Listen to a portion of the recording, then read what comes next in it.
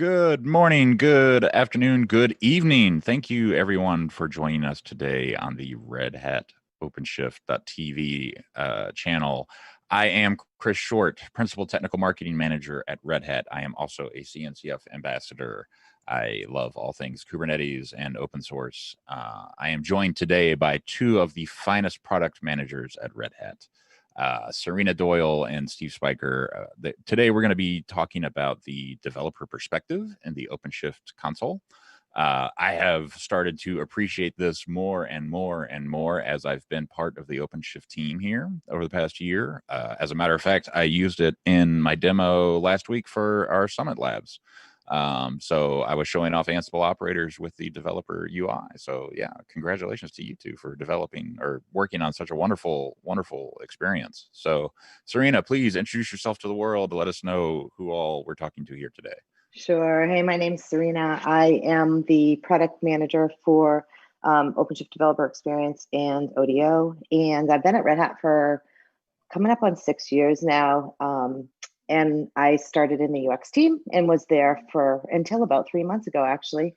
And so I've worked on OpenShift for about 3 years, and I was the UX lead when we started the OpenShift developer experience.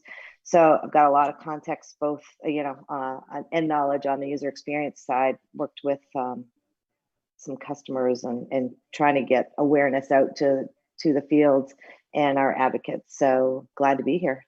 That's awesome. And I'll Thank you. hand it over to Steve. Sure. Hello, Steve Spiker. I did what Serena did kind of before, in a sense of working on the console as a PM. Been at Red Hat. It's going on 5.5 years, 6 years. It's been a long time. Working on as an OpenShift product manager, focusing on a lot of different aspects. So I've got a lot of experience around OpenShift and Kubernetes aspects, and focus kind of a goal towards trying to make the developer's life better with the platform, which can range from things work quick, things are sort of simple to they look good, and they're really high level abstraction. So I work in the developer business unit now, leading the product management team. Also a CNCF ambassador. So just like Chris, kind of earned that, I think, from running the local meetup, which has been hard to kind of re-kick in current times. But anyway, Yeah. We're looking forward to this. Yeah, so I mean, it's funny you mentioned Meetup, right? Like that's the whole reason this live stream exists, is to help folks take the place of the Meetup. First question already in from you two, from Tamaz Brotzner. I think I said that right. If I didn't, please correct me. Why would developer mode be so great? What pain points does it address? I know it. I don't need a demo. Well, I think any of us could answer that, but who wants to take that one? I can start with that. Okay.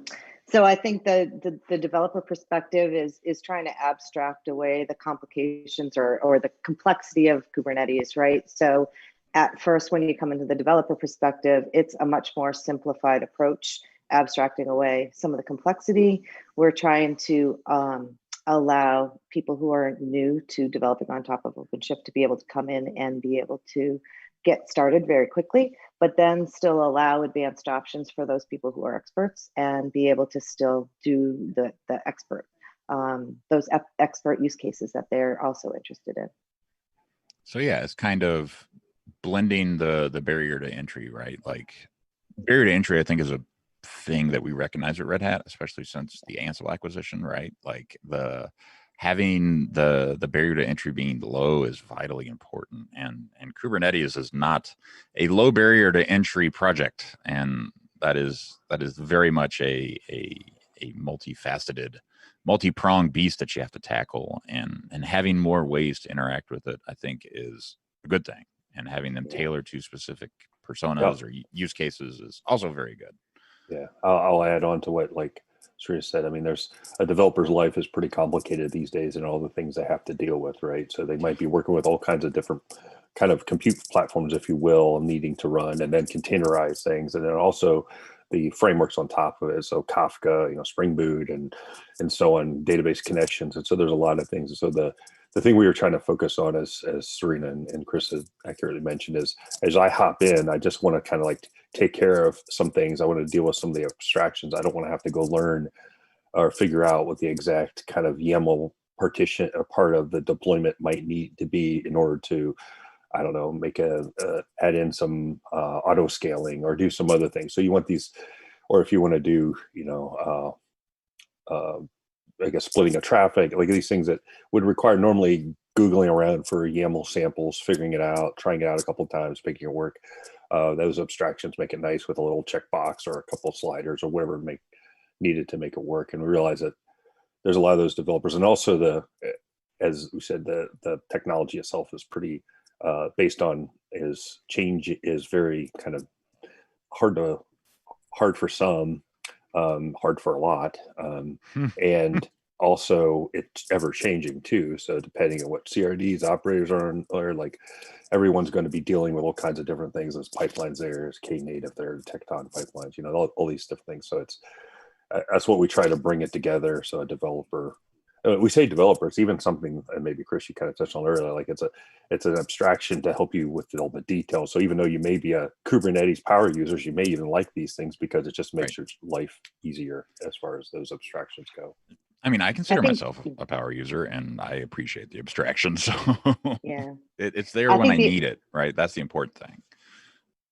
The other thing I was just going to mention is, the developer experience started in 4.2 of OpenShift, but as we continue in 4.6, what we're working on right now is, improving the getting started experience. So, if you're using OpenShift today, you have to know to go and pick the developer perspective.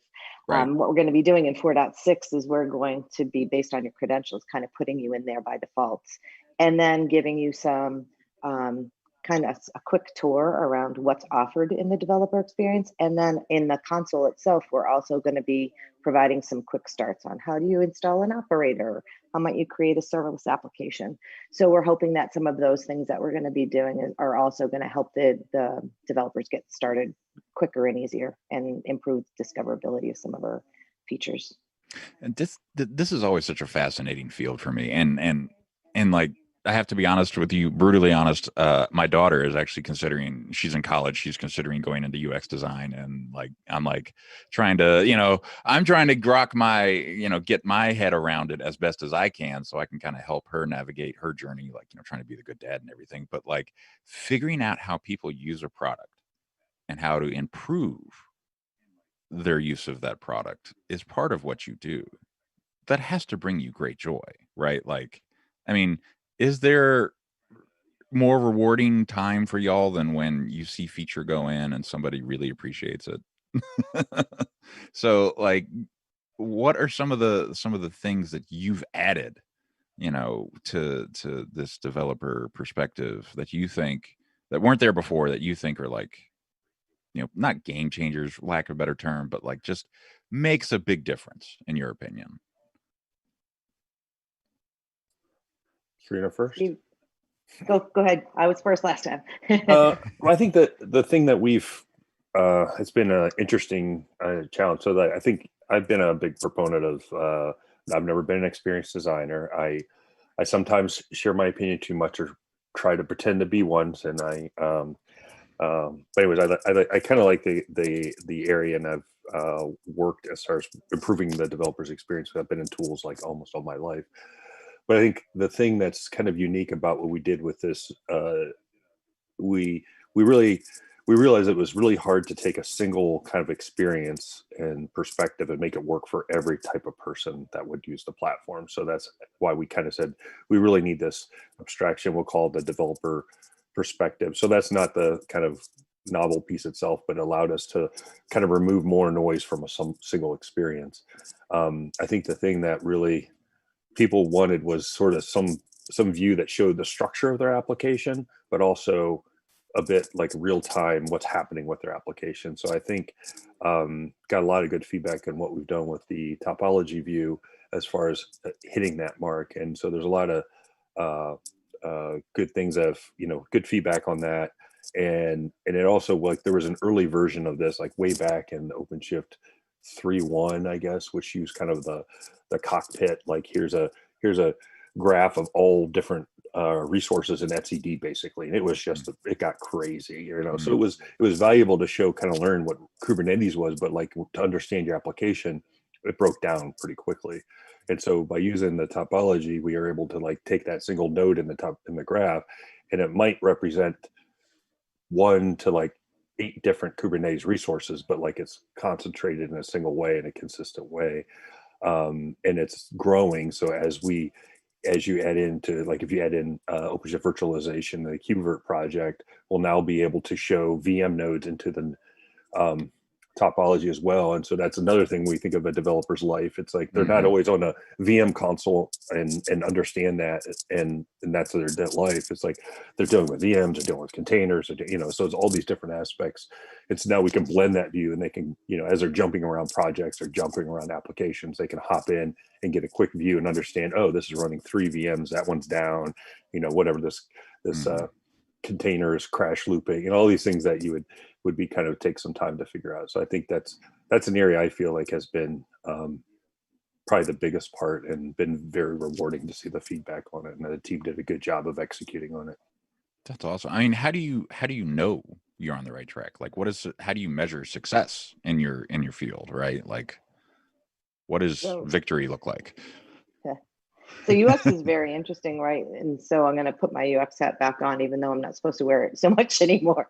But I think everybody's got a different opinion, right? I mean, Chris, you've been in some of the internal feedback sessions that we've had versus, you know, and we also have those externally, but you can be in a conversation with 5 people and 2 people can give their opinion of the same UI and it can be completely different, right? And I think both UX and PM, as a user experience and interaction designer and as a PM, things that we have to learn is, how do you take all of the feedback that you can get? First of all, how can you get feedback? And then second of all, as you get that feedback, how do you judge which pieces of that feedback are you listening to more than others? So you can have somebody who's, you know, knocking on the door and screaming and saying how horrible this specific feature is, but it might be the only person who's talking about how something doesn't work well. And so how do you vary that with something that you might hear 8 times from somebody else, right? From 8 different people. Right. So the question is, what does success look like, or how do you know when you succeed? I'm not sure there's Profit. I'm not sure there's a final answer. What did you say, Steve? Profit. I don't know. Yeah. Something profit. Yeah, there you go. There's a dollar sign in there somewhere, I guess. Yeah. I mean, I think yeah. I was just going to say, I think you can always improve the experience. So I don't know that you're ever at the point where you have done everything and it's all perfect, right? Yeah. And just continuing to get feedback and continuing to iterate on the experiences is pretty much the goal. It's an interesting challenge in the sense of what does success look like in the feedback, as Serena mentioned. You know, as teams work and overlap, you know, the team's wrapping up like sort of like the OpenShift 4.6 feature work, but 4.5 just shipped, and so trying to get feedback on what 4.5 is to impact 4.6 to then deliver like whatever release next is challenging, because we're always overlapping a little bit. So that's why these kind of outreaches is like, here's what it looks like now, or here's what we think is going to work before you have it installed. At the same time, a lot of our big customer base, there's these developers like, I love this, but like, we're still 3 releases behind you.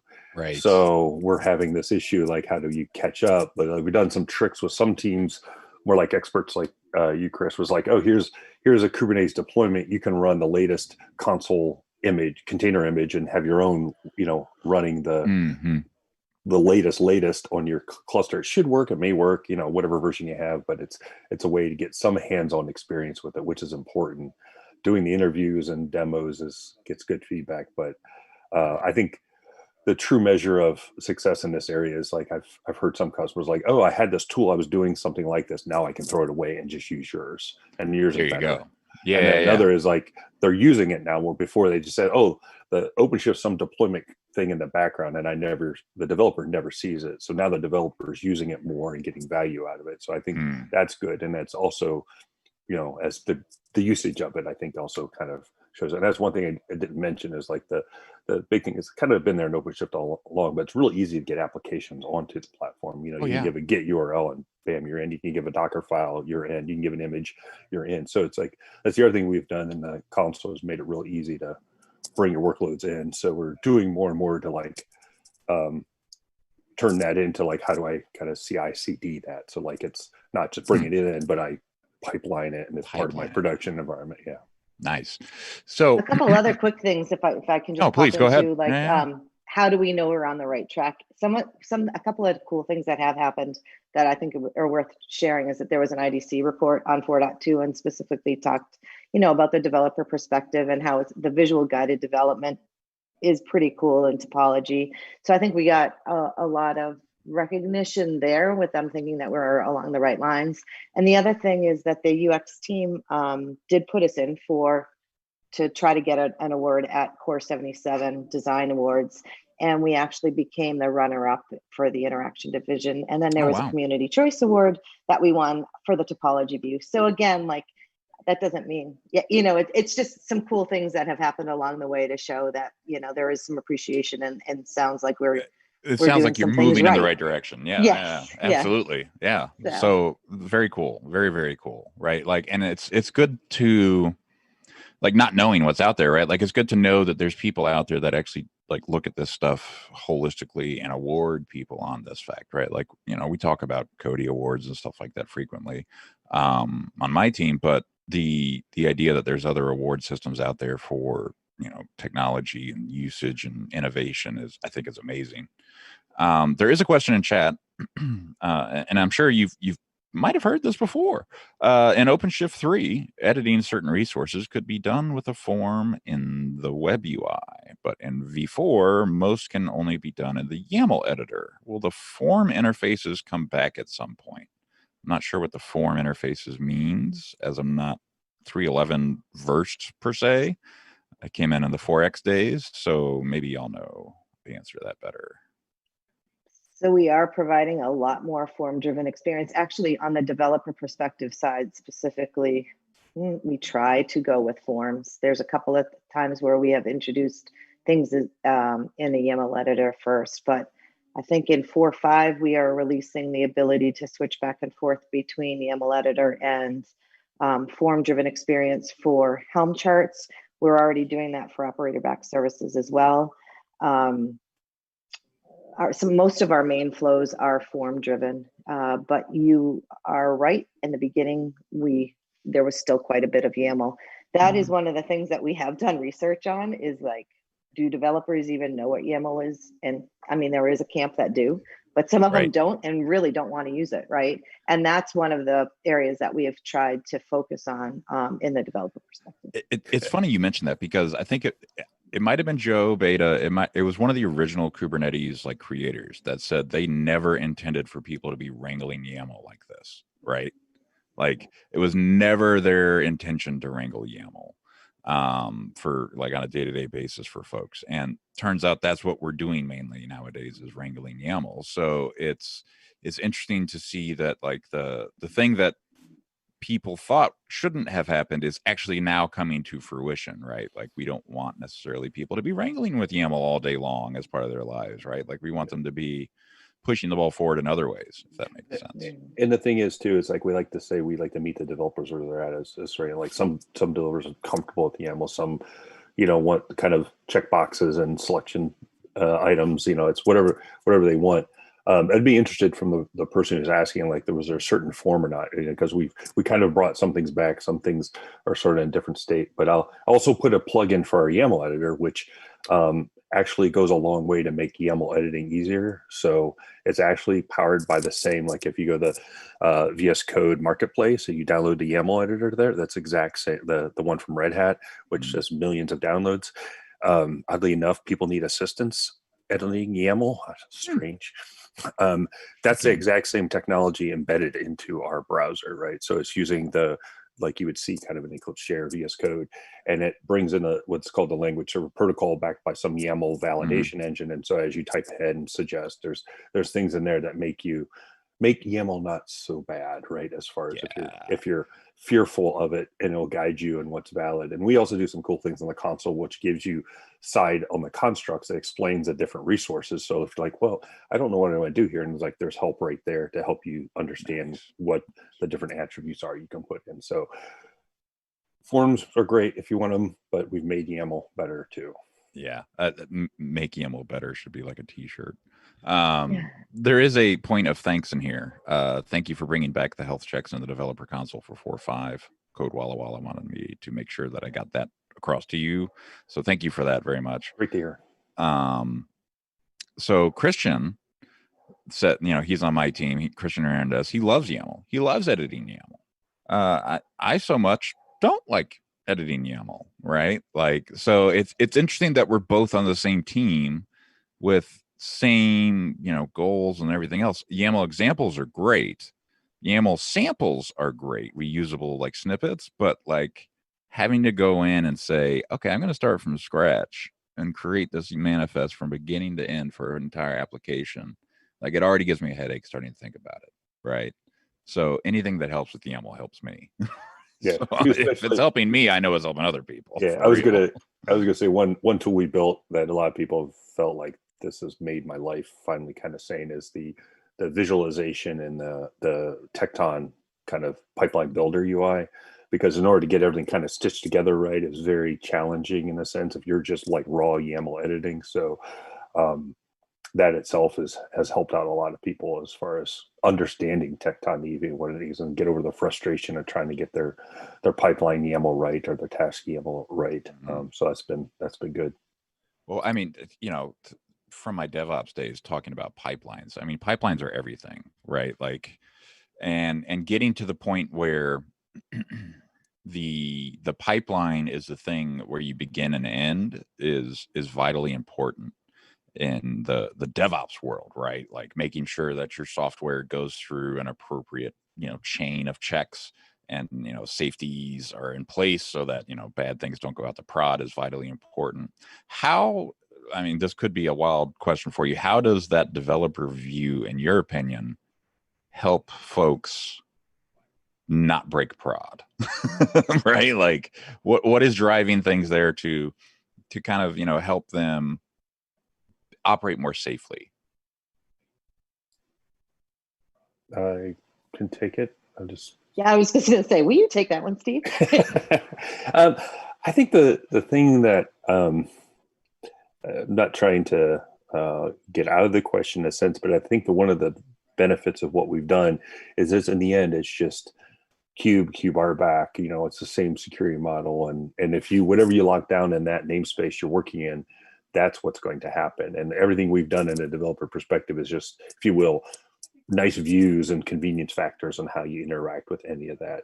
And so I think it helps you in a sense of you can see and work with those items. But if you're actually a developer and you go to a namespace that's production and you don't have access necessarily, then things are kind of locked down for those type of. But if you're a developer that you walk into the company, you pass orientation, they give you password to cluster admin everywhere, and the developer has that full DevOps kind of responsibilities, if you will, then the tooling varies from, you kind of have a blend of the dashboard so you can see applications, what's happening, the alerting portions of it. Which you come into the console for the developer perspective and you're trying to set up a project. We do guide through some kind of stock, I would say, simple to it. We're looking to advance some of the pipelines we have. You can attach if you're looking at kind of enabling it for more of a kind of a to production flow. And you see a lot of kind of those updates coming in with webhook support and workspaces and other things within pipelines that make these things more and more automatable and faster for execution. So I think we do a fair amount both from a monitoring kind of aspect of it and observability of your application to the set of tools you would execute and run, so you can see the pipeline execution, you can see the timeline it takes, you can see where it fails. You can easily manipulate them and make changes. That's awesome. Thank you so much. So 4.5 was just released, right? Like what, last Thursday or Friday. I forget. Days blend together now. Sorry. But the release just happened. What did y'all pack into it for 4.5?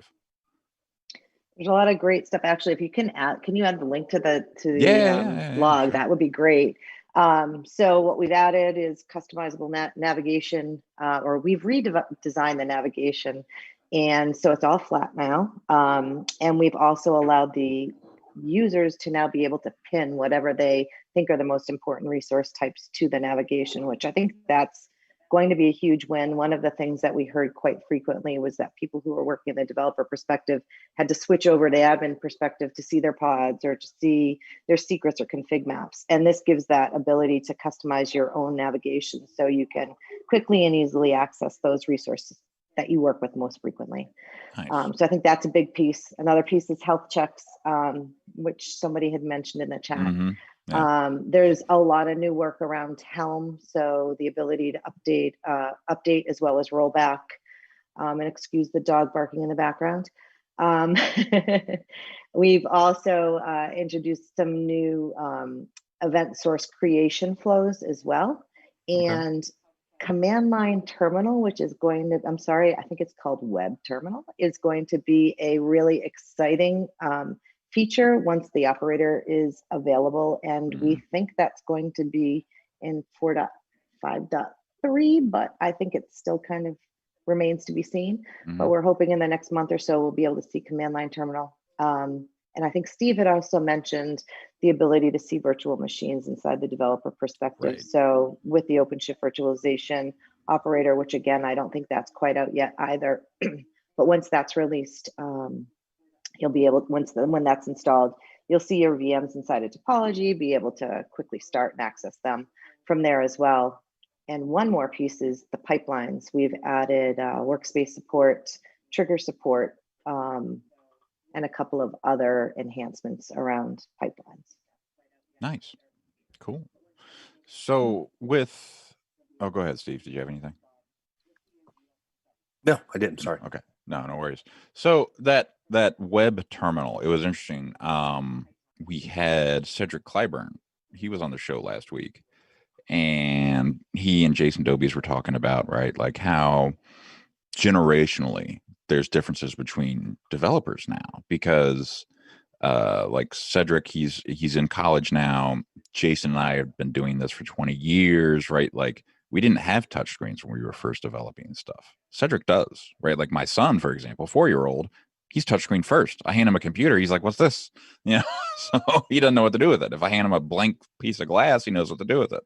It's pretty wild. So having that terminal as part of the browser was something that Cedric actually mentioned that he really, really, really liked, having it baked in, because he didn't have to leave the application he was currently in. He could just stay in that same place. And I think what we've noticed is over time that browser is becoming the way people interface with a lot of the stuff they're touching nowadays. And the browser is becoming part of the OS, for lack of a better term. I mean, you see Chrome OS, for example, is an entire thing, right? Like Chromebooks are just out there in the wild for all of education. So having everything in the browser is kind of the way of the future, I feel like. And it's great that we have already laid the groundwork so that we can have a terminal for the actual clusters in the cluster itself. Just a note on that one too, it is dev or tech preview? Tech preview, yeah. Tech preview, thank you. Yeah, it is tech preview, and cluster admins actually in 4.5 won't have access to it. It's for the non-privileged users that will have access to it in 4.5. Yeah. So there are a few restrictions at this point, and that's why it's not generally available. But yeah, it seems like everybody that we have talked to date thinks that this is going to be an awesome feature. Yeah, like I can't wait until I don't have to alt tab or command tab, you know, if that makes sense, right? Like the idea of like, okay, I can do all of these things in the UI, and then I have to jump to the terminal to check CSVs.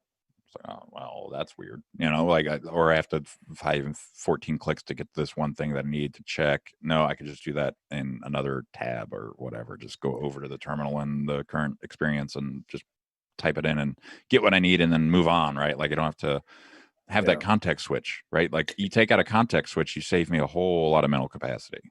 But even that, it's like maybe you work on one cluster, but a lot of users are on 5, whatever, 10 a week. And so now if you're then having to coordinate what your browser's connected to what your command line is, and then the versions are right even, you know, you get all these kind of issues that this will solve a number of problems we had. And it's also honestly a number of people who run workshops and what other, and it's great because it's the same thing. You can show up with your iPad and go through a workshop now. You don't need this hefty thing to run the OC command or other things. You can just kind of like do everything you need to right from your browser. Yeah, no, the computing revolution that is beginning or re-beginning, I guess, with, you know, touchscreen interfaces and ARM CPUs and just everything coming to a head, I feel like all at once. It's going to be interesting to see how like managing OpenShift changes over the years here to come. Let's see. There's a question about OKD4. I'm gonna answer that in chat. But yeah, what do you have in the works right now? What are you working on going forward? I think a lot of the stuff that's being worked on right now is around Knative post 4.5. So we've got channel and broker support coming, as well as support for KLK connectors. And this stuff will all be YAML driven. No, I'm just kidding. It will be form driven. And once you get into topology too, like one of the cool things about topology is that you can either use gestures to, you know, continue to add on to your application, or you can use, you know, the actual drop downs, command actions. But it's pretty cool if you're in topology and see a demo of somebody who's actually adding on to the application by just doing gestures. So there's going to be a lot of big changes in topology, not only around Knative, but also around introducing additional support for like including pods and cron jobs and jobs inside of the topology view. And we're also making the list view version. So today in topology, you can switch over from the graph view to a list view. And we're going to now provide parity between the two views, as well as allow filters to be shared and display options to be shared between the two. So there's a lot of nice work going there as well. Very, very cool. Did you want to mention any of the other work? Other work, I think you covered a lot of it. I mean, you mentioned the other thing we're excited about is this, you know, you mentioned it earlier. I know the getting started ways that one's to help people come in, and there's kind of sometimes it's a bit intimidating what all this stuff is. Where do I go? Do I click all the buttons? And everyone's quite familiar with different web applications. Getting started experience will help guide you through and whatever. And then we can also showcase different technologies and look in the future where it's easier for like operators to come in and even contribute their own kind of guided tour or quick start through the product. So if you didn't have serverless stuff, then you wouldn't see it. If you had serverless, then you know that could bring along all the goodies with that to help you get started with that operator.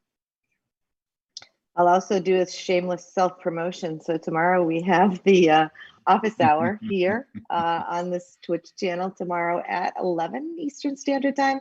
And among, not only will Steve and I be here, but we're also going to have Jay Kumar, who's one of our UI developers who's working on Knative and he will be demoing a bunch of the channel broker and connectors features that will be post 4.5. So if anybody's interested in seeing what we're doing, they can join us tomorrow.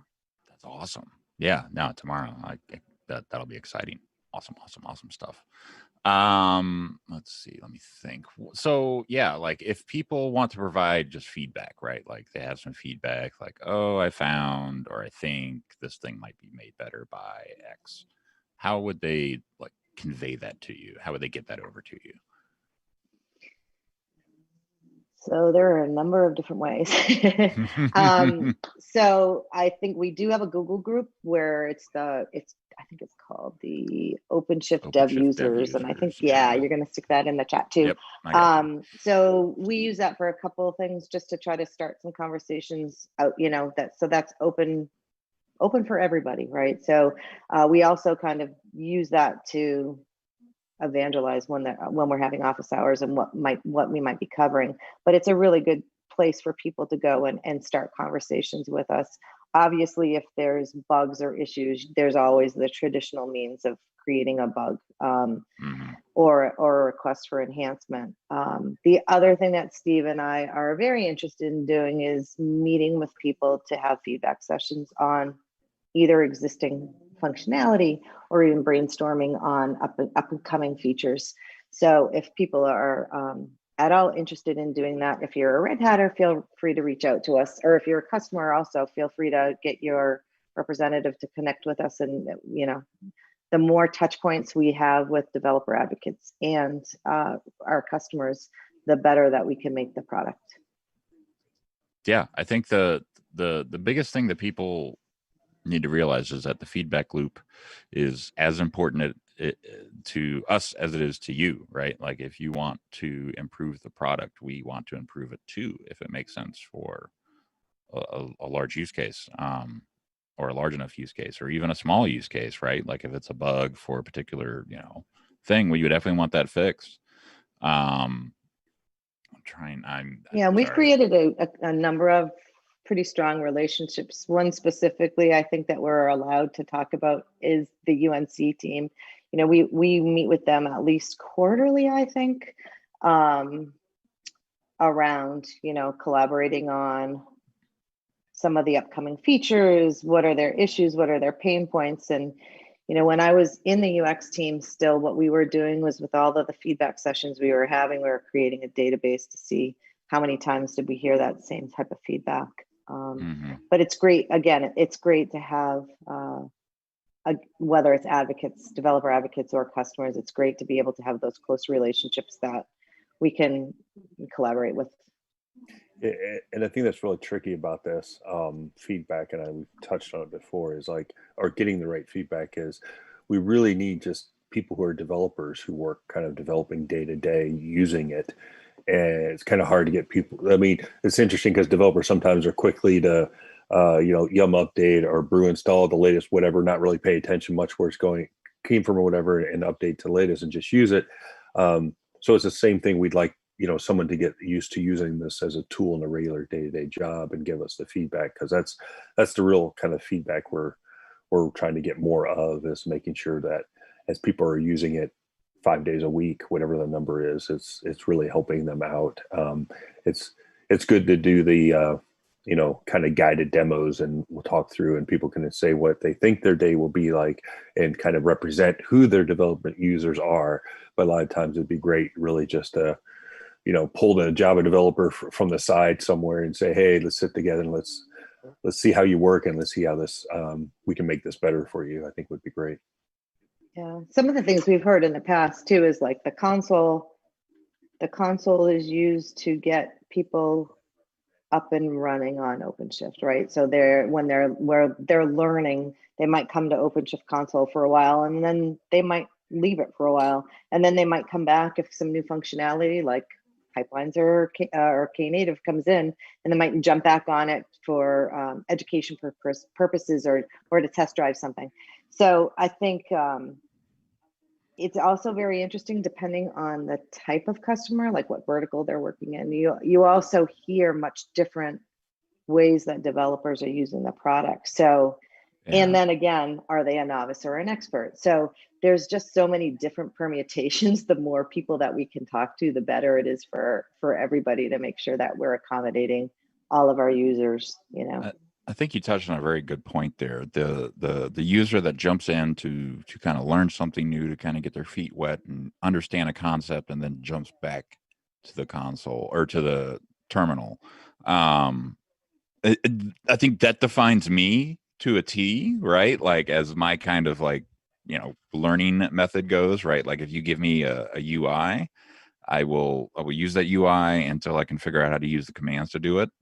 And then like, how do you know when something is going to go from that kind of scenario to where it's like, okay, we have a group of people that are going to be adopting this just very briefly. How do you know like how to help them the best, right? Like, is it focusing on the basics, the principles? Like, what do you like? What is like just general knowledge that you could just pass on to the group of people, product manager wise going forward? Steve, I wonder if this is kind of talking about when we started with the developer perspective. How did we start? Like, Yeah, exactly. How did right? you So, come up with this thing? And then yeah. what kind of drove you to say, all right, we understand that people might come back and forth to this, and let's continue doing that? So it was. I'll start with. It was pretty interesting when we kicked off the whole project. We actually went to Bangalore because that's where the most of our developer team is. And we had all gone over there. And one of the things that obviously Steve was the PM at that point, but he had a number of requirements. But what we kind of talked about was mapping everything to archetypes and personas and kind of backing off and thinking of what are people trying to do and how would they use the interface in the beginning. And I will just, before I hand back over to Steve, one of the things I think that we've also figured out along the way is, although the initial releases of the developer perspective were getting people onboarded and getting started, we think with the addition of the great work that's happening in the monitoring and observability area, that coming into the developer perspective, we think will likely keep more developers inside the console as well, as we continue to go forward. But I'll flip back over to Steve because I know he was focused on all the actual requirements that were implemented. Yeah, I mean, I'll make a couple points and maybe a point I want to make our segue, but like, it's interesting how this whole, like, we needed sort of this whole developer kind of perspective started. It was like, I don't know, summer 2018 almost, where we were looking at, did I go back far enough? I think so. Where we're looking at moving forward with OpenShift 4, and we wanted to rebuild the console. What should it look like? We had CoreOS technology and Tectonic web console. A lot of people liked it. It did some really interesting things. You see a lot of those things in the OpenShift 4 console today. We will want to move to a React base, but then we realize as we do all these things, we kind of lose what's in the OpenShift 3 console that people liked, was sort of this project overview, developer-ish centric thing. And so that's where we kind of initially said, well, we just need to do something special for developers, if you will. We always want to make the console better for every user. So not just say a developer is going to be better, like anyone who deals with YAMLs and deployments, this will make their life better, whether they're a cluster admin or an ISV database develop, whatever the operator, anyone's going to help. So we kind of took that as a general approach to it.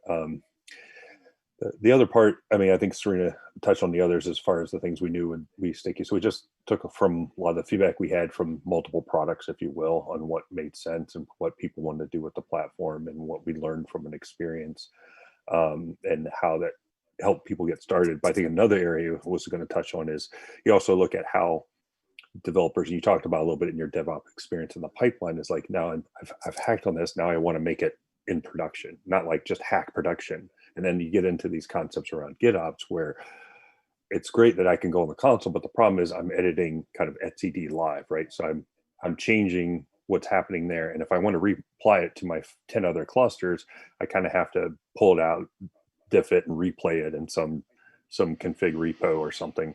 Yeah. So we're starting to talk about what that looks like so that we can still use our tools as a front end. Like, I can hack it up quickly. I can do the form-based thing to do what I want to do. And then at the end, it can show me like well, here's the PR you need to submit to your Git repo to make this change occur. So we can help them, continue to use these tools we do, but make their job easier for, that day-to-day, day two, if you will, continue pushing that application through production. So that's an area I think we're going to be spending more time on in the near future. Nice. So as we push forward in the journey of OpenShift container platform, I mean, how much interaction do you have with folks that work in disconnected environments versus folks that,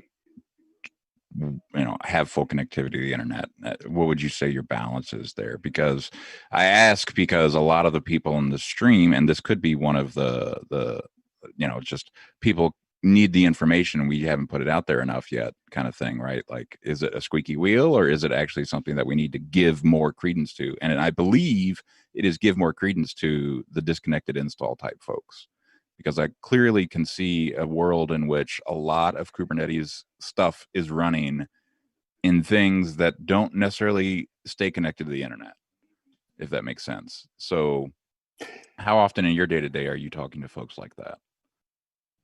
I guess I can start and then Serena can add in, but it's a fair amount. I would almost say 50% or more, because Okay. the big shops that are really trying to move forward a larger number of developers are usually highly regulated. So therefore they have very controlled environments and therefore often considered air gapped. And there's all kinds of interesting, fun other cases where air gapped means, a ship or something that's low connectivity, that Right. has Like a car or spaceship. Yeah. Like that's what I'm thinking. Yeah. Yeah. So those, we have those conversations. And so that comes up a lot with either,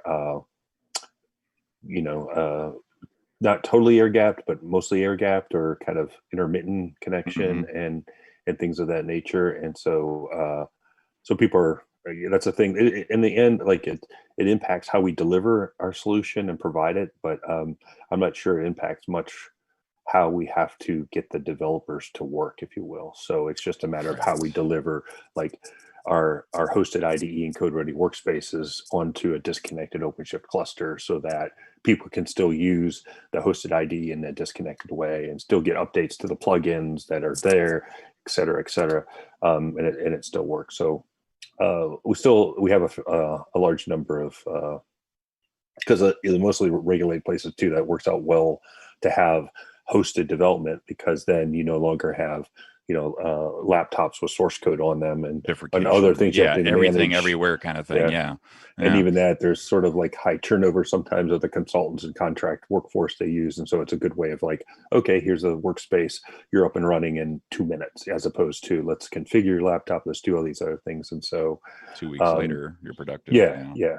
And so it's also a good way, and it's because I'm going off the rail a little bit as far as disconnected, but it's also like that's a good way for just ramping up as you have a number of, some organizations have to change, like the developers are like, oh, I have to fix this here and need to do that here, like always changing context. And if you've ever had to deal with setting up your development environment on a laptop and getting it right, it's quite challenging. You're spending most of your time getting set up and very little time actually doing the fix.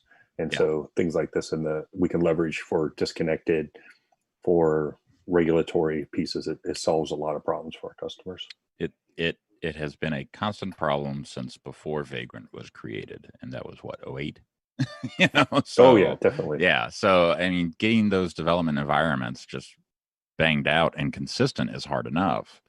Kubernetes finally gives us that capability to have this hosted thing running inside of our infrastructure that can give people those environments. I think it's like one of those meta solutions to a problem that never would have been thought of 10 years ago, right? Like, let's just put the environment in the thing, as opposed to let's make the environment more replicatable, right?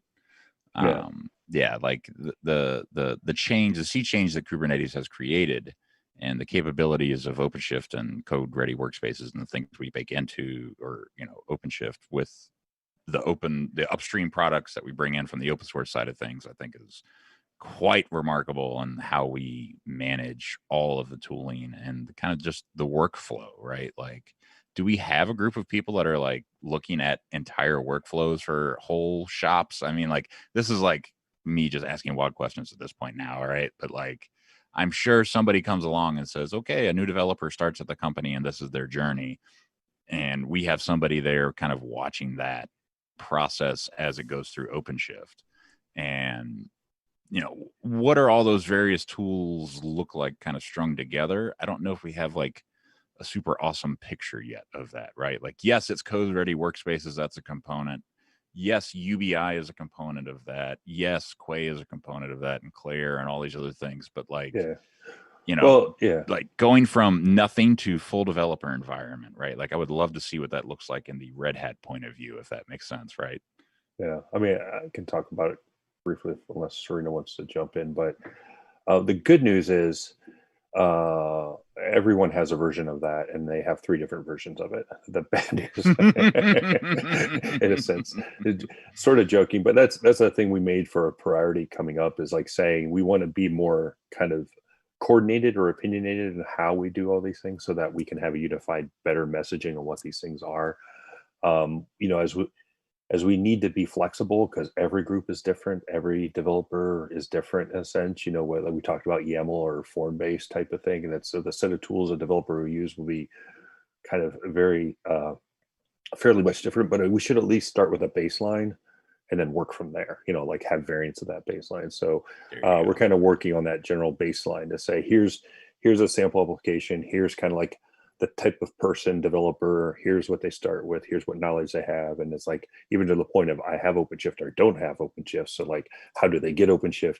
How do they get going? How do they get their event-driven serverless application going? How do they pipeline enable? You know, those type of things, and take them all the way through the application and do a better job of kind of highlighting that. We've done some things where we have this code name, if you will, or name within our Code Ready portfolio, Code Ready toolchain, which is intended to be like a DevOps toolchain. It's typically what a customer would call, here's my set of tools and sort of how I work. But Code Ready toolchain was sort of like our intent to say, here's kind of a Red Hat position of, here's a set of tools to use. You know, we'll set it up, and then we kind of put some operator meat behind it, in the sense of like, it'll set it all up it'll install everything you need, and it'll wire everything together. We intentionally said this is not going to be a big heavy chunk of glue code that makes all these things work together. All these tools should work together if you individually install them and configure them properly. This is just going to do that for you and make it easy. So we have an initiative that we've been doing to kind of move that forward. Haven't put a ton of energy behind it. We're moving it as we kind of fix some other gaps in our portfolio as we try to iron out that experience. But it's very much heading that direction. So I think you said pretty well, like, we want to make sure we have the right journey, but at the end of the day, we meet the developers where they're at. You know, people are invested in different artifact repositories, different kind of CI/CD tooling. So we have to always be kind of flexible in how we provide our opinion on top of whatever requirements they have. Well, and this is an interesting question that just came in from Hit the Fairway from chat. With Windows containers coming in 4.6, are there specific activities the product team is doing to try and integrate a more Microsoft-centric way of doing things in OpenShift? Being that I work at Red Hat, I know there is a Microsoft-centric way of doing things, but I don't know what that necessarily looks like. So how do we solve for questions like that? So I didn't catch what was a Microsoft-centric way. Yeah, like that's, how do we integrate? Are we doing things to integrate a more Microsoft-centric way of doing things in OpenShift with Windows containers coming on board? Yeah. So I'm assuming that means more AD-driven type things, or just Windows focused in general, right? Like more Windows native tooling kind of deal, which is interesting because we've seen Microsoft build a lot of Linux native tooling Windows native tooling into Linux native tooling recently. So yeah, it'll be interesting to see how server or Windows containers and like actual hosts come along and change the way we do container development or container driven development. it is definitely a very interesting thing for talking about Windows containers alone. I mean, we already do a lot of things. That's see in the chat now is, we do a lot of work with Azure. We have some integration with Azure DevOps. We have VS Code. We have a ton of connectors for code. Yeah, a lot of actual I could put a link plugins. into it. So like we have over like even usage. I mean, it's you could look on the marketplace. I mean, it's millions and millions of users of our plugins, and we've worked with .NET Core and Linux stuff we've done, so that's continues to happen. Even when you look at the virtualization coming out, you'll be able to obviously run Windows workloads as pure Windows kind of VMs on the platform, which is kind of another way of doing it. Specific window container mechanisms. Right now, we're just sort of setting up kind of like the base platform for it, and then we're starting to think about what that really looks like as we have certain flows for onboarding. So now, like, you could have all kinds of crazy potential. I shouldn't say crazy options you come into, like what's the target architecture for this workload? You know, do I want to hit? You could have a mixed architecture cluster. So those things we're trying to figure out the right experience around to make it easier. No, it's totally one of those things where I feel like this is a problem that's going to be solved by multiple people at once, right? Not like, it's not going to be like Red Hat making everything Windows centric. It's not going to be Microsoft making everything Red Hat centric. We've already seen where the two are kind of like heading towards the same point underneath the Kubernetes like umbrella, if that makes sense, right? Like, so having the Windows native experience, I think, is going to be kind of obvious once you get in there and kind of look around, right? Like how you would set that up. If not, you've already doing it, you know, potentially, right? Like, so if I dropped the link to the VS Code extensions, right? Like, you might not even realize you're using Red Hat code right now as one of these VS Code extensions. So yeah, the Windows environments, I think, we're ahead in that regard, if that makes sense, right? Because of Microsoft's partnership with us recently, right? And if there's anything that we can do to help there, this is the group of people to talk to about that, right? Like development with Windows things. So please provide that feedback. I dropped the Google form, the OpenShift dev users, right? Like, if you are a Windows dev, I'll drop it again, and you are working on OpenShift and you're having some issues, please drop a link or drop a note in the dev users group there and provide some feedback and let us know where we can help. And with that, we got 3 more minutes left, 2.5. Anybody, any quick thoughts as we wrap up here? I feel like I need to shout developers 3 times after this conversation. As long as you're sweaty and I'm running up and down on stage, right? Like, I'm a big sweaty Steve, so I'm partially there. So. You're halfway there. Oh, boy. Developers.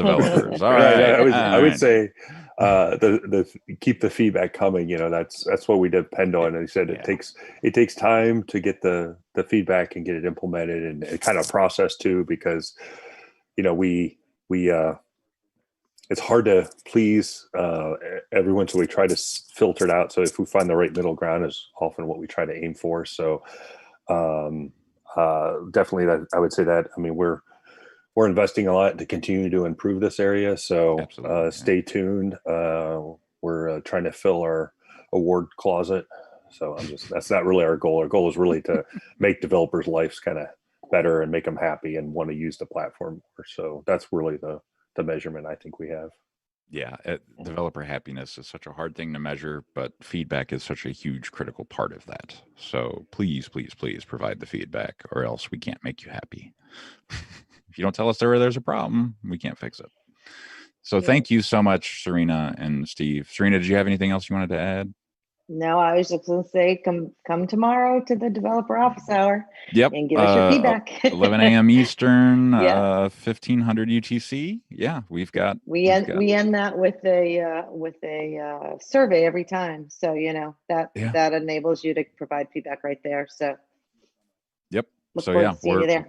We're here on the channel. We're here out in the open forums on the Google groups, and stay tuned at noon. So an hour from now, we'll be back on the air here with an OpenShift Commons gathering about Open Data Hub and all fun things AI. So yeah, stick around. See you here in an hour. I'm off to a meeting to talk about live streaming. Have fun, everybody. Thanks. Thanks, y'all.